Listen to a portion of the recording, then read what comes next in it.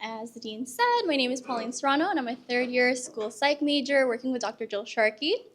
I got the email that I was invited by the dean to speak, and who says no to the dean, so here I am. Thank you so much for having me. I was actually really invited here today to share my grad slam speech. It's titled From Surviving to Thriving, Supporting Student Needs. And so what Grad Slam is, it's a UC-wide speech competition, and the goal is to make our research clear and accessible and exciting for people outside of our field in just 3 minutes. So here is my speech. Okay. Middle school is an awkward time, but for some students, it's more than just awkward.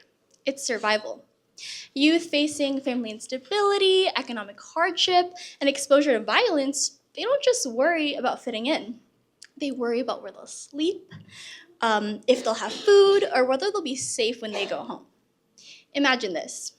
You live in a 2-bedroom apartment with 9 other people, and every night, the TV is on, people are talking, and you're trying so desperately hard to fall asleep on the couch. In the next room, your parents are arguing, again. You wake up exhausted. There's no breakfast, everyone's tense. In class, the teacher calls on you, but you don't answer. You didn't even hear the question. They sigh, frustrated. Pay attention, they say, and you get written up, again. This isn't just a rough morning. It's a repeated cycle that millions of our students experience every single day. According to Maslow's hierarchy of needs, before students can engage in learning, they need their basic needs met. Food, sleep, safety, a sense of belonging. But for youth navigating adversity, these needs aren't guaranteed, and so learning is simply not a priority. You see, when their struggles are misunderstood, they don't just fall behind academically, they get labeled as problem kids. The education system sees their behavior, but not their reality. My research focuses on how schools and community programs can work together to break this cycle. I work with a coalition of nonprofit organizations in Santa Barbara County to support middle school students and their families navigating adversity. Through interviews and data-driven insights, I analyze how interventions like mentorship, counseling, and trauma-informed supports actually help students thrive rather than just survive.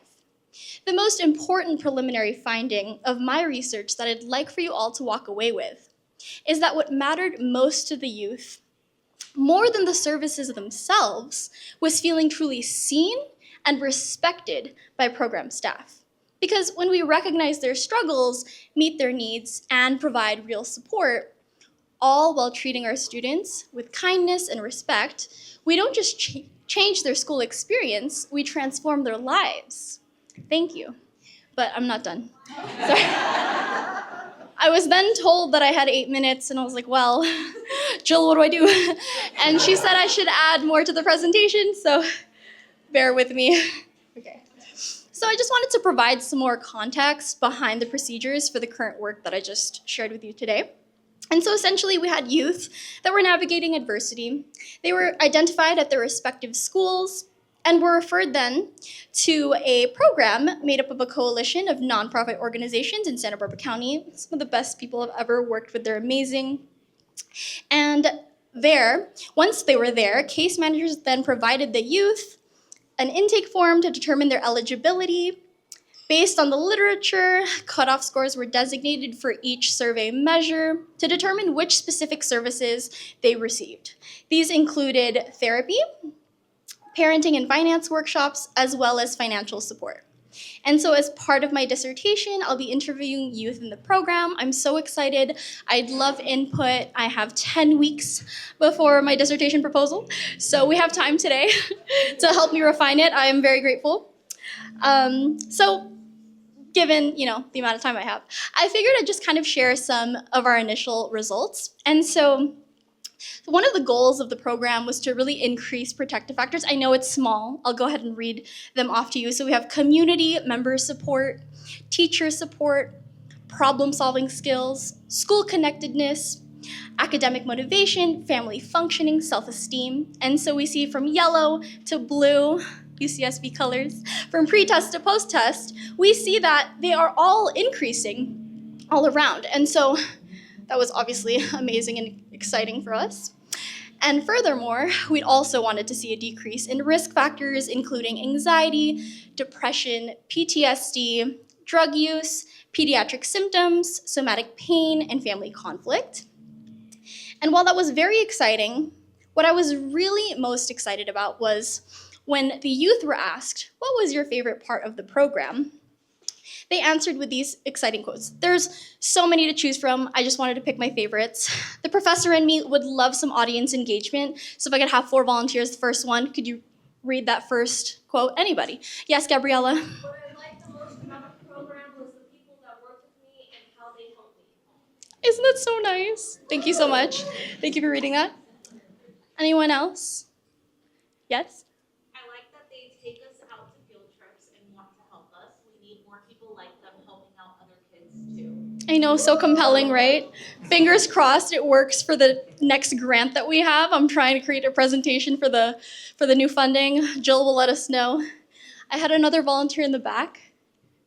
I liked that it helped me out with school. It helps me control my emotions so that I don't fight it. Yeah, so good, so good. Thank you. Last one. Anyone? Yes? I liked how they had time for us and didn't rush anything and listened to our. This one really got to me because, as many of us therapists, I think about that. I think about how important it is that we really take the time to listen. And so I'm really trying to emulate that when I do my interviews. I'm so excited. Wish me luck.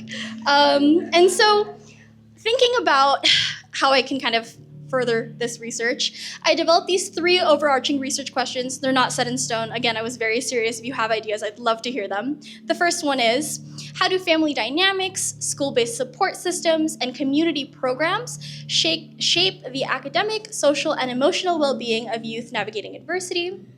2, to what extent do the measures used in this study accurately capture students' lived experiences, and how can they be refined to ensure cultural relevance? And lastly, how do youth conceptualize the intervention they received, and what aspects did they find most beneficial? And so I just want to say thank you so much for listening to me in this moment. Thank you, Dr. Sharkey, for all your mentorship. Thank you, Izzy, my research assistant, for all your support in coding it. I know, staring at the numbers all day long. Thank you so much. And thank you for all my friends who showed up to hear me talk. That's so nice of you.